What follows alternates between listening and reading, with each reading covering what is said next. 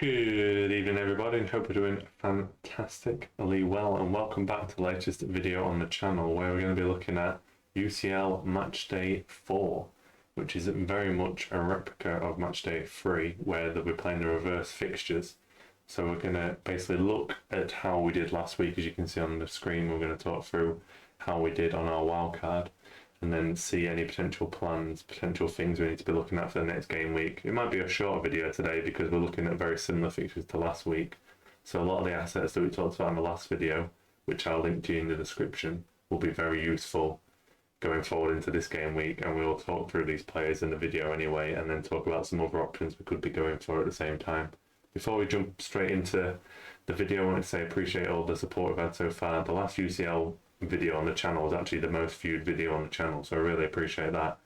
If you're enjoying the content, please like and subscribe. Both are totally free, and I really appreciate that. But we will jump straight into the rest of the video.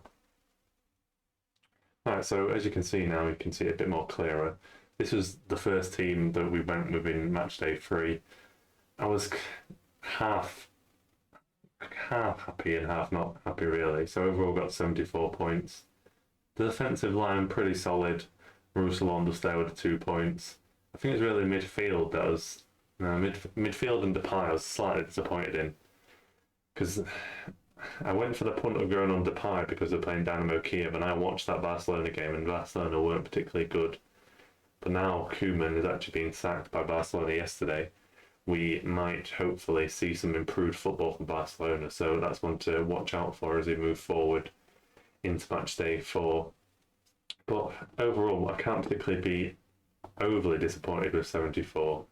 It could have been slightly better, it could have been worse. We could have been slightly better here. If you see, we had benched 7 points, so we could have really made another 5 points, but we kind of reached our maximum apart from that. So you can see, I think the only thing that changed from the actual video between the deadline and the video was the midfield, where because the City game was the first fixture along with another fixture, you could see the lineup for that game. So Foden and Grealish were both starting in that game, and I thought they had an easier fixture, so we'll stick them both in there and see how they go. Fortunately, Cancelo did well in that game, but typically the midfielder didn't do as well. Foden did pick up an assist, so it could have been a lot worse, to be fair. So overall, pretty satisfied. It could have been slightly better, slightly different picks elsewhere, but we're going to talk through most of these picks anyway, and then some other ones we can look out for. So I think to keep it, I'm going to look at the fixtures again, as we will have seen last week as well, just so we get a gauge again. I think the main important bit that I taken to note with UCL Fantasy in particular is these early kickoffs you get. So you can see we're going to get a great insight to the lineups of the Wolfsburg team against Salzburg and the Malmo against Chelsea lineups. So the big one here for me is the Chelsea lineup. So I will be targeting this fixture in the fact that you know who will play. So if you've got Chelsea players in your team at the minute, so for example, I've got Mandy and Azpilicueta and no attacking assets, I would highly advise, I'm even considering getting another defender in, because if you know a Chilwell or Alonso is going to start in this game, they've got a great upside, and if Azpilicueta and Mendy are playing as well, you'd expect them to keep a clean sheet against Malmo, and you've got a huge chance of getting some clean sheet points. You could even take a punt on a midfielder or an attacker, for example, like Havertz, or even someone very much more differential like a Ziyech or a Hudson-Odoi, but you'll know the information of the lineups before you have to fully submit your team. So in this kind of format, that is a huge advantage, and I think that's the one we'll be targeting for this week. The same what I said about Grealish and Foden. Definitely this Chelsea fixture you need to target. Have a look at those lineups. You get it about an hour before the game, so you've got an hour to make a few changes if you think you want to go in on the Chelsea assets. I expect a few might already have a decent amount of Chelsea assets. I'm quite happy having 2, and I might go for the third. But the only issue with going for a third could be if you haven't got a wild card or a limitless up your in your armory to use later on. You might not particularly want that many players in for like the Juventus fixture, and you've also got the issue that Chelsea will have won 3 games, so they're on the brink of qualification. So they could have a difficult game against Juventus, which they might get a point or actually win that game, and they could basically be through from the group. And then the Zenit game, they might have a lot of reserves playing in that game, so it's going to be quite hard to predict the lineup when it comes to that match day 6. So just be wary, especially of those teams that are dominating the group. I'd also highlight Bayern as one of them, who have won every single game so far. There might be a bit of rotation when you get to the end of the group stage. So especially if you've got like a limitless or something to use nearer the end of the group stage, that's a decent advantage, because there's going to be a lot of changes in the lineups, so we have to watch out for that. But then if you relate that to like a Barcelona, who really have only got one win so far, it's quite likely they're going to have to compete quite well in all these fixtures, especially the Dynamo Kiev and Benfica. They've got to go all out for that. They might even need a point or so from the Bayern Munich game at the end. So it's those kind of teams you want to be targeting when you get to the end of the group stage. So if you've not got a lot of if you haven't got any chips in the bank, you just need to be careful of that as you get into the second half of the group stage. You'll get away with it in match day 4, match day 5 maybe, but then match day 6 is the ones you've got to look out for. City, you could get away with slightly because they lost to PSG, but they could still have 9 points after this fixture going into that PSG game. So just got to be careful when you're doubling up and trebling up on players when you get into this stage of the competition. But if we just skip through a few of the players, I think the Chelsea defenders kind of talk about themselves. Again, Bayern, I'm considering maybe getting in another Bayern player. Sane was really exceptional the other day in the Champions League last round. That slightly tempts me, but then I'm very hesitant what I've just said about they might get some rest later on in the competition, so I'll probably stick with these two players. Chiesa, I was hoping he did quite well against Chelsea, but Juventus have got 9 out of 9 points so far, so there's slight doubt about him, but I fancy him for this game week, again, because he's got Zenit and it's at home. Great looking fixture there. Roussillon is just there for the value. He's in a very competitive group as well, so there's a chance he could keep a clean sheet or anything in any of those fixtures, but his 4.1 million is just a set and forget really in there for me. We've talked about Mandy. Cancelo, it's just the upside you get with Cancelo. Obviously the PSG game not as good, but you can always get your goal or assist. He's always in and around there, and I think probably next week, depending on how Liverpool are getting on, there's the option to get like a Trent or someone back. But then you have the issue, there's going to be a lot of dilemmas, especially in the last 2 weeks of this competition, that you just need to keep keeping in mind. So especially if you're struggling for chips, you can carry over one transfer from this week. So you could have 3 transfers at your disposal next week. So bear that in mind going forward as well. I'd try and avoid making too many changes this week. Maybe make one slight tweak and then save free transfers for game week 5 if possible. Especially if you've not got a wildcard or anything in your back pocket. So Dzeko did pretty well for me. I'd been monitoring his minutes and he's been playing a lot of the minutes, so 75 minutes isn't too bad. Didn't get as many minutes in the second game, but he's been playing a lot of league minutes and he played 90 in the first match. So I thought Sheriff is a decent, cheap-ish option. 7.5 is kind of in the middle kind of ballpark. There's a few other options you could be going for there, which we'll discuss shortly. And then Depay, like I said, he was the main disappointment for me. He looked quite lively, but Barcelona just were pretty terrible in that game. Talked about Foden. Danjuma is a nice little middle of the road midfielder. I like 6 million is a great price. You can see he's basically got a return in every game so far. He's got a goal, assist, and player of the match, and then another assist. So he's a very good budget midfielder there. And they've got Young Boys again, which is a home fixture as well, which is a very nice fixture. You could say there's a bit of doubt for that Man United fixture, but they're also at home, so I'd still be backing him to get a return in that fixture. So he's one that you can be holding the whole way through, in my opinion, because Villarreal are quite likely to have something to play for. They're on 4 points, so it's probably going to be a three-way shootout there between Villarreal, United and Atalanta to see who goes through. And then the bench options, like I said, I just went for the double City. I'm probably going to...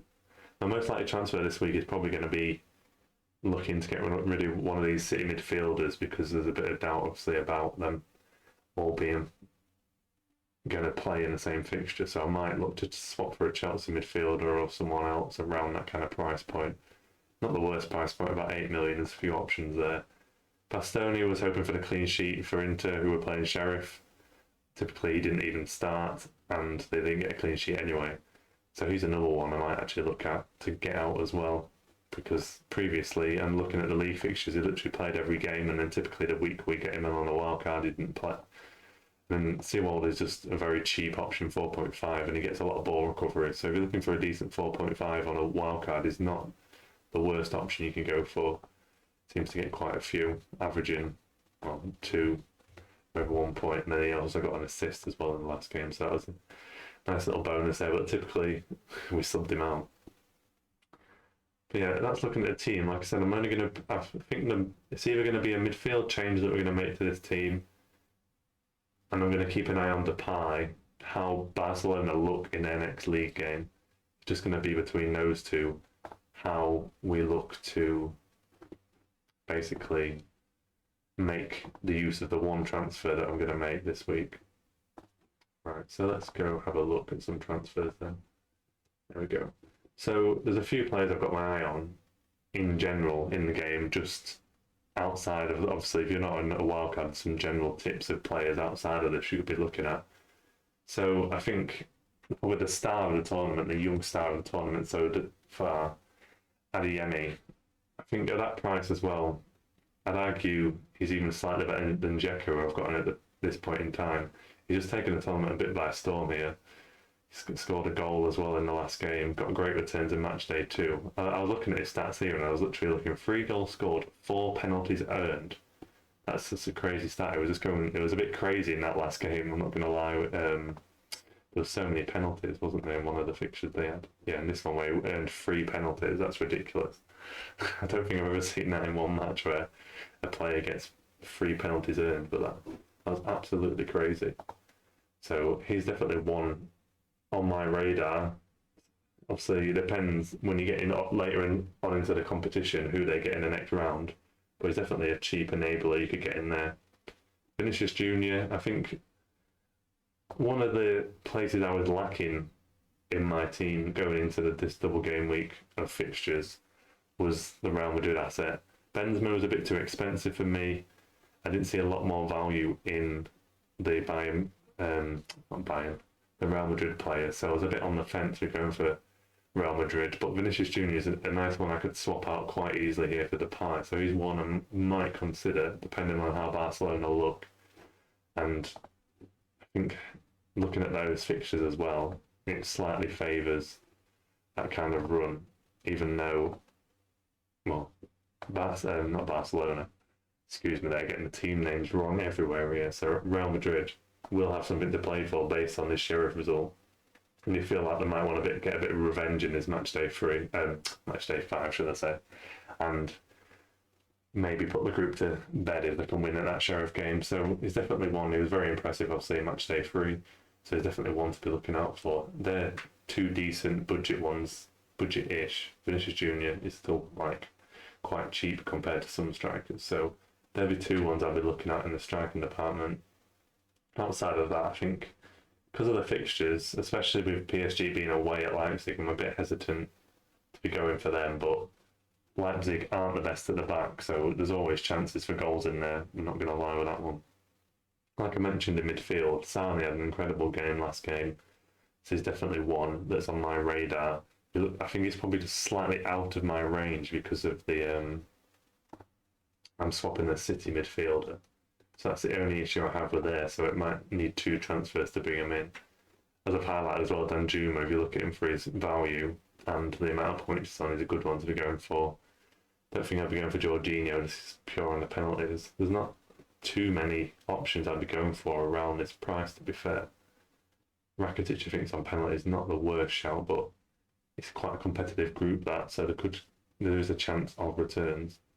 But outside of that in midfield, I don't see a lot of value. So like I said, looking at maybe a Chelsea midfielder would be a great way to go, because you'll know who's definitely going to be starting.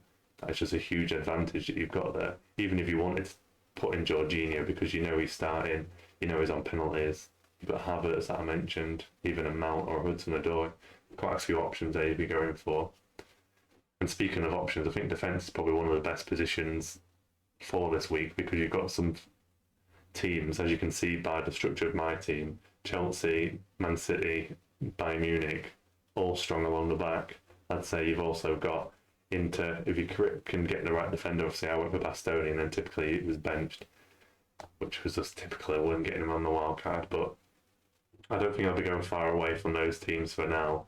And in general, they are quite solid defensively. So even when they've got a tougher fixture, if like in a Matchday 5, you want to keep them in, that's not the worst bet to be going for. And then I've got Mandy there as well, obviously the Chelsea theme, and probably the best value keeper on the game, just as a 4 million keeper. He's not kept a clean sheet yet, but he has played every fixture, so he is my choice in there. Log you.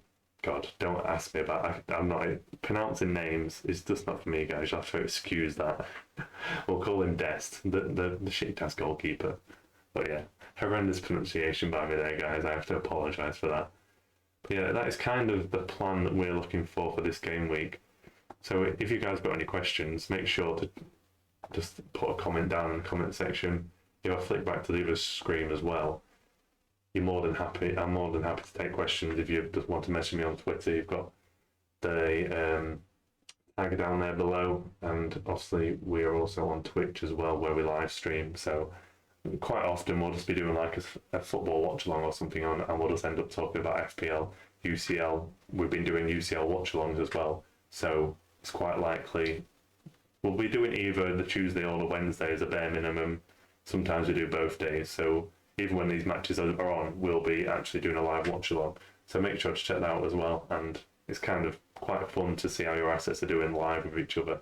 So quite like that. So that's over on Twitch as well. You can see Wilbur_games just to the side here for that as well. But like I said, guys, I appreciate all the support we've had recently, especially on the UCL content.